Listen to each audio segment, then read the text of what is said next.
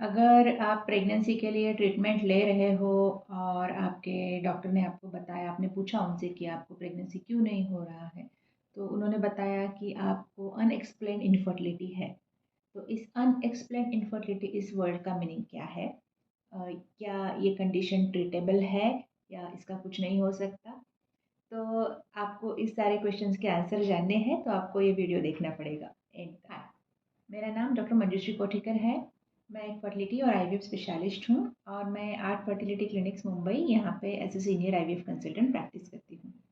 और मैं ये यूट्यूब चैनल चलाती हूँ जहाँ पे मैं ऐसे छोटे छोटे टॉपिक्स पे वीडियोस बनाती हूँ डिटेल में एक्सप्लेनेशन देने वाले। और नॉर्मली मेरे वीडियोस के एंड में हमेशा मैं व्यूअर्स को पूछती हूँ कि आपको अगला वीडियो कौन से टॉपिक पे चाहिए, वो प्लीज़ कमेंट्स में भेज दीजिएगा। और आज का जो ये वीडियो बना है वो भी एक व्यूअर्स के सजेशन पे ही बना है। तो I will like to thank that viewer एक टॉपिक सजेस्ट करने के लिए। और आपको भी नेक्स्ट वीडियो कौन सा टॉपिक पे चाहिए ये आप नीचे कमेंट में लिख सकते हो। और अगर आपने अभी तक इस वीडियो को मेरे चैनल को लाइक नहीं किया है और सब्सक्राइब नहीं किया है तो देर मत कर लीजिए, अभी फॉलो का बटन दबा दीजिए। तो अनएक्सप्लेन इनफर्टिलिटी ये डायग्नोसिस हम कब करते हैं? जब आपका ट्यूब्स नॉर्मल है, ट्यूब्स ओपन है, एचएसजी टेस्ट पे देखा है कि ट्यूब्स दोनों तरफ से ओपन है, आपका साइकिल्स रेगुलर है, आपका एएमएच नॉर्मल रेंज में है, स्पर्म पैरामीटर्स भी नॉर्मल रेंज में है सीमेन एनालिसिस पे, और यूट्रस में भी कोई प्रॉब्लम नहीं है जैसे कि फाइब्रॉइड वगैरह। तो और फिर ये सब होने के बाद भी मतलब सारे टेस्ट नॉर्मल है फिर भी प्रेगनेंसी नहीं हो रही है, तब हम उसे अनएक्सप्लेन इनफर्टिलिटी ऐसे लेबल करते हैं। तो इसका मतलब क्या है? इसका मतलब कुछ भी प्रॉब्लम नहीं है क्या? ऐसे नहीं है। तो पहले आपको फर्टिलिटी समझना पड़ेगा।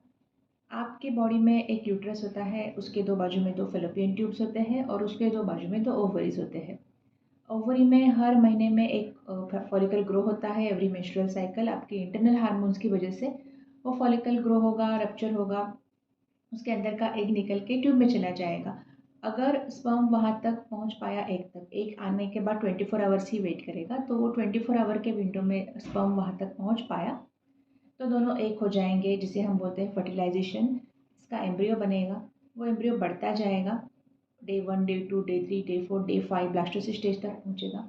बढ़ते बढ़ते वो ट्यूब में से यूट्रस की तरफ आ जाएगा और तब तक यूट्रस का अंदर का लाइनिंग भी उसके लिए रेडी हो जाता है और सब कुछ सही रहेगा तो वो एम्ब्रियो वहाँ पे इम्प्लांट हो जाएगा और इस तरह से प्रेगनेंसी होता है।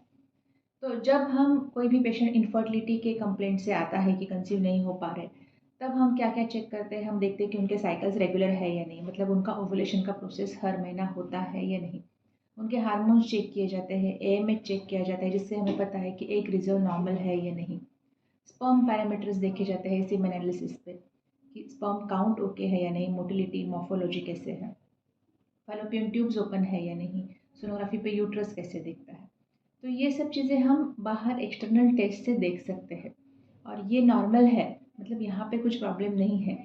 तो उसका मतलब दूसरी जगह पे प्रॉब्लम है जो हम चेक नहीं कर सकते, क्योंकि ऑब्वियसली प्रॉब्लम है, इसी के लिए तो प्रेगनेंसी नहीं हो पा रहा है। तो प्रॉब्लम कहाँ पे हो सकता है?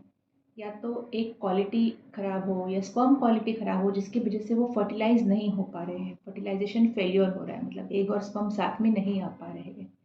या फिर उसके बाद जो एम्ब्रियो का डेवलपमेंट है जिस तरह से होना चाहिए वो नहीं हो पा रहा है, poor embryo formation, poor embryo quality. या फिर एम्ब्रियो बनने के बाद यूट्रस में आकर यूट्रस का लाइनिंग उसको रिसीव नहीं कर पा रहा है, इम्प्लांटेशन नहीं हो पा रहा है। तो ये चीज़ें हम चेक नहीं कर सकते, लेकिन यहाँ पे कहीं तो प्रॉब्लम है जिसकी वजह से प्रेगनेंसी नहीं हो पा रही है और इसे हम अनएक्सप्लेन इनफर्टिलिटी ऐसे लेबल करते हैं। इसका मतलब ये नहीं कि सब कुछ नॉर्मल है, इसका मतलब सिर्फ ये है कि जो चीज़ें हम चेक कर सकते हैं वो नॉर्मल है, लेकिन जो चीज़ें हम चेक नहीं कर सकते वहाँ पे कुछ तो प्रॉब्लम है। अभी देखते हैं कि इसका सोल्यूशन क्या है। तो पहले तो अगर हमें ये सस्पेक्टेड है कि एग का क्वालिटी ख़राब होगा या स्पर्म का क्वालिटी ख़राब होगा, तो ये दोनों का क्वालिटी इम्प्रूव करने के लिए हम आपको कुछ न्यूट्रिशनल सप्लीमेंट्स होते हैं, एंटीऑक्सीडेंट्स, विटामिन्स, वो चालू कर सकते हैं। लेकिन उसके बाद भी अगर प्रेगनेंसी नहीं हो पा रहा है नॉर्मल ट्रीटमेंट से, तो इसका मतलब ये जो चीज़ें नहीं हो पा रही, फर्टिलाइजेशन वगैरह, वो हमें अपने हाथ में लेनी पड़ेगी, हमें वो बाहर करवानी पड़ेगी। और जिसका ऑब्वियस वे है आईवीएफ या इक्सी, यानी कि टेस्ट ट्यूब बेबी, जहाँ पे हम आपके एग्स निकालते हैं, स्पर्म के साथ बाहर फ्यूज़ करते हैं लैब में विथ मैकेनिकल असिस्टेंस। और एम्ब्रियो का ग्रोथ हम मॉनिटर करते हैं किस तरह से जा रहा है। तो हम यहाँ पे एक्चुअली एग क्वालिटी कैसा है देख रहे हैं, हम उसमें से बेस्ट एग सेलेक्ट कर पा रहे हैं, हम उनको फर्टिलाइजेशन में भी हेल्प कर रहे हैं, एम्ब्रियो फॉर्मेशन कैसे हो रहा है वो देख रहे हो, उसमें से बेस्ट एम्ब्रियो हम सेलेक्ट करके आपके यूट्रस में डाल रहे हैं। तो इसीलिए यहाँ पे प्रेगनेंसी होने का चांस बढ़ जाता है। तो आज के लिए इतना ही। अगर आपको इसके बारे में कुछ डाउट है तो आप नीचे कमेंट्स में पूछिए, या फिर जैसे मैंने पहले बताया नेक्स्ट टॉपिक आपको कौन से नेक्स्ट वीडियो आपको कौन से टॉपिक पे चाहिए वो भी आप नीचे कमेंट में लिख के भेज दीजिएगा। Thank you. और अगर कंसल्टेशन के लिए आना है तो यूट्यूब से आने वाले पेशेंट्स को हमेशा फर्स्ट कंसल्टेशन फ्री रहेगा, और हमारा क्लिनिक मुंबई में है, कुर्ला और चेंबूर एरिया में। Thank you.